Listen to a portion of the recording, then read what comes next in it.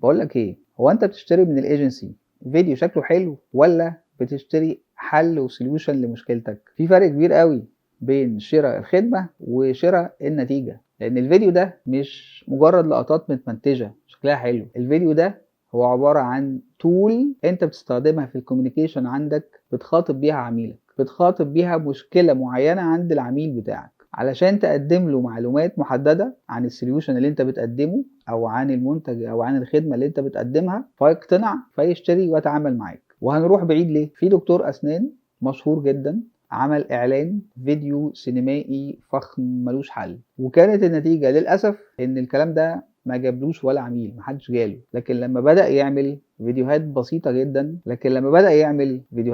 جدا حاجة زي اليو جي سي اللي هي اليوزر جنريتد كونتنت، لكن لما عمل فيديوهات بسيطة جدا حاجة زي يو جي سي اللي هي اليوزر جنريتد كونتنت بيرد فيها على تساؤلات الناس ومخاوفهم. طب الاسنان تطور ومبقاش فيه فوبيا طب الاسنان زي زمان، العياده عنده اشتغلت واتزحمت اكتر من الاول بكتير. فالخلاصه، ما تدورش على جمال التنفيذ والشياكة والإبهار وخلاص على كده، دور على السوليوشن اللي انت بتقدمه للناس وفعالية الموضوع في إظهار السوليوشن ده بالنسبة للعملاء بتوعك.